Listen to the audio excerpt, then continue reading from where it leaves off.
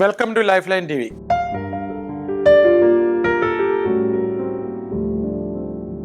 ഇപ്പോൾ ഇങ്ങോട്ട് ചോദിച്ചിരിക്കുന്ന ചോദ്യങ്ങളിൽ ഹെൽത്തിനെ കുറിച്ച് കുറച്ച് ടിപ്സ് ചോദിച്ചിട്ടുണ്ട്. ഞാനത് പറയാനായിട്ട് ശ്രമിക്കാം.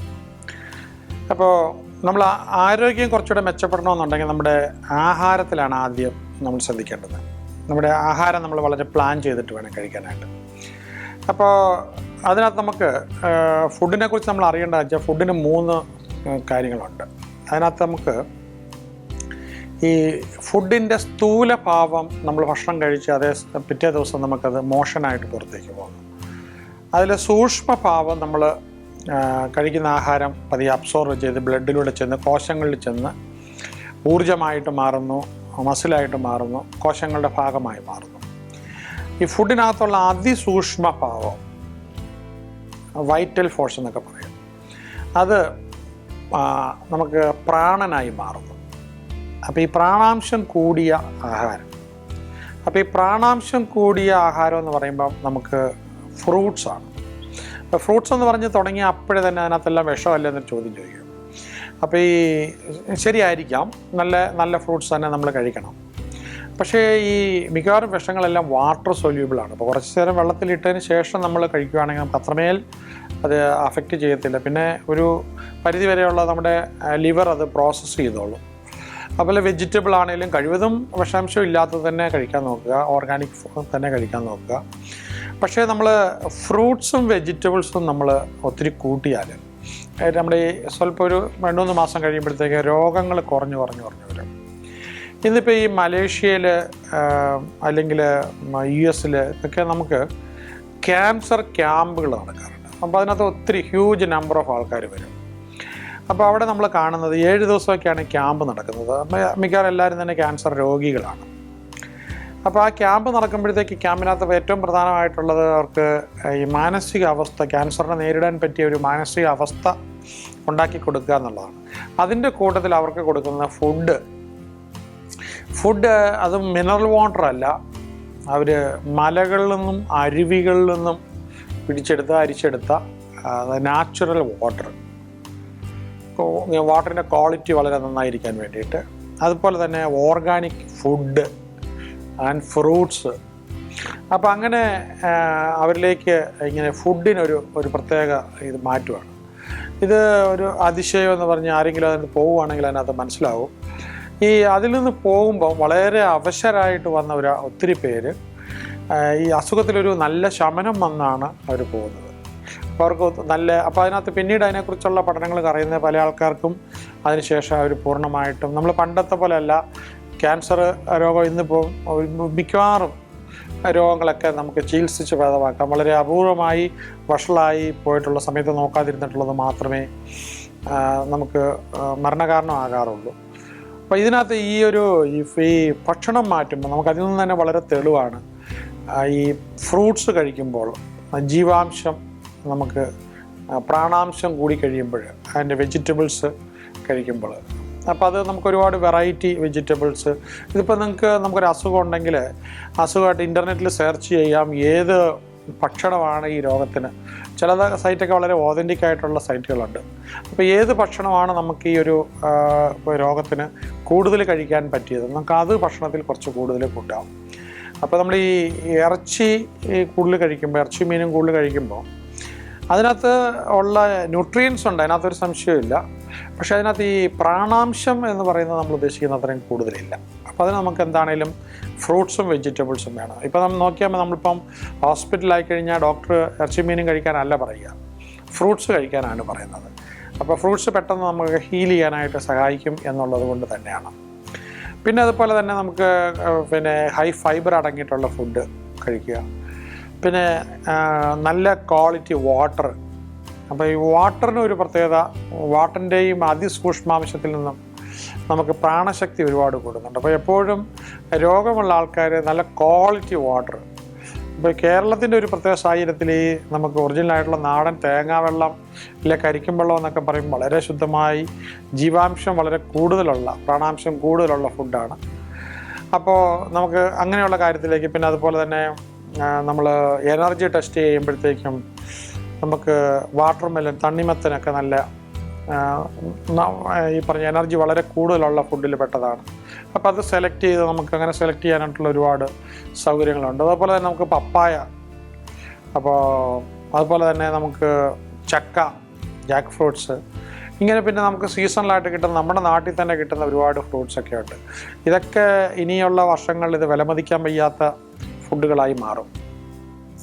അപ്പോൾ അതുപോലെ തന്നെ നമ്മൾ അസുഖം ഉണ്ടെങ്കിലും ഒരു വാക്കിന് പോവുക, നടക്കാനായിട്ട് പോവുക, എന്തെങ്കിലും ഒരു എക്സസൈസ് നമ്മൾ ചെയ്യുക.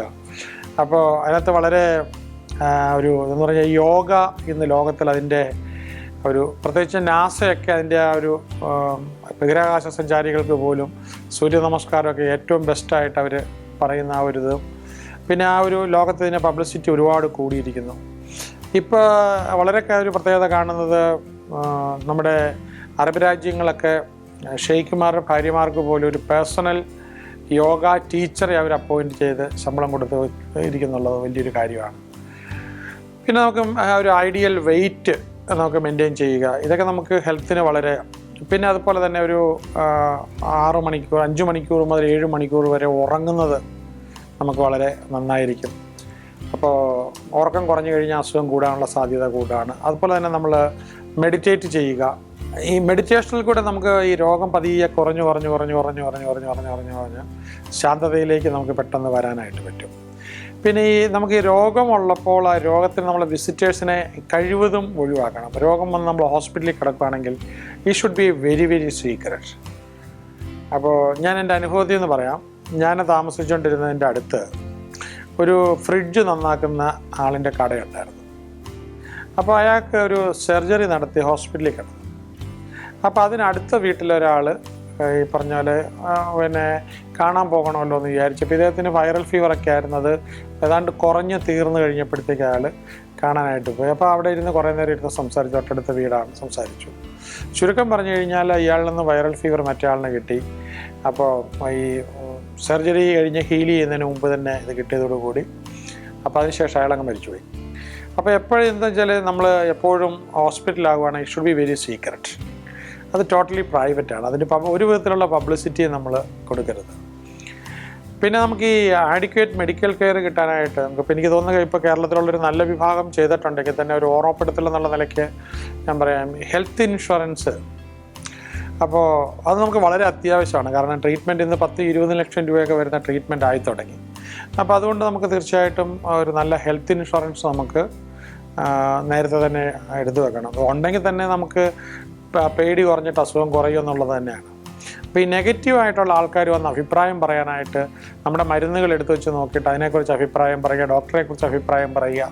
അപ്പോൾ അങ്ങനെയുള്ള സാഹചര്യങ്ങൾ കഴിവതും ഒഴിവാക്കുക. അതിന് മാരകമായ രോഗം വരുവാണെങ്കിൽ ലൈക്ക് ക്യാൻസർ പോലുള്ള, ഹാർട്ട് അറ്റാക്ക് പോലുള്ള, സ്ട്രോക്കൊക്കെ പോലുള്ള കുടുംബത്തിലുള്ളവരുടെ ഒരു സ്നേഹപൂർവമായ സപ്പോർട്ട് കിട്ടുവാണെങ്കിൽ, സ്നേഹം കൂടുകയാണെങ്കിൽ അവർക്ക് സ്നേഹത്തെ ഏത് രോഗത്തിനും ഹീൽ ചെയ്യാൻ പറ്റുമെന്ന് പറഞ്ഞതുപോലെ പ്രത്യേകിച്ച് ഭർത്താവിൻ്റെയൊക്കെ ഒരുപാട് പരിചരണം വരുമ്പോഴത്തേക്ക് ഭാര്യയ്ക്ക് അസുഖം വളരെ മാറിക്കാണുന്നുണ്ട്.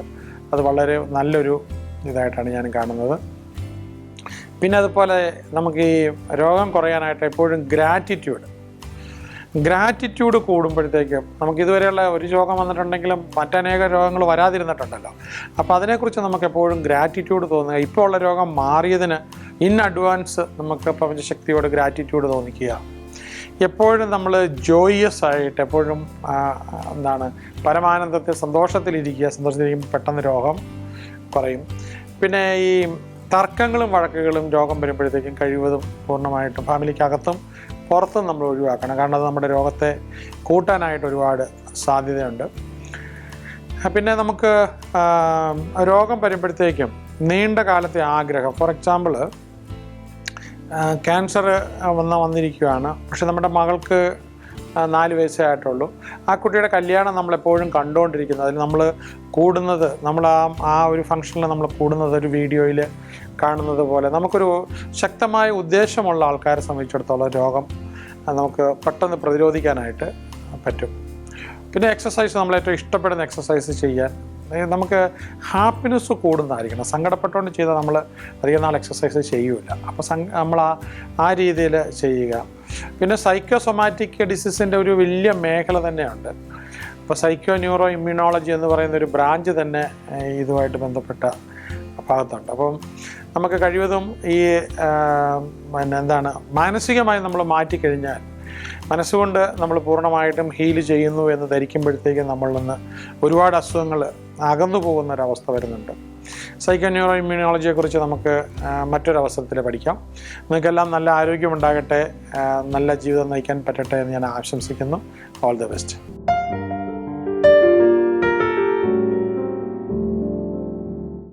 ലൈഫ് ലൈൻ്റെ കൂടുതൽ വീഡിയോസ് കാണുന്നതിനായി നിങ്ങൾക്കിത് സബ്സ്ക്രൈബ് ചെയ്യാം. തൊട്ട് താഴെ സബ്സ്ക്രിപ്ഷൻ കൊടുത്തിട്ടുണ്ട്.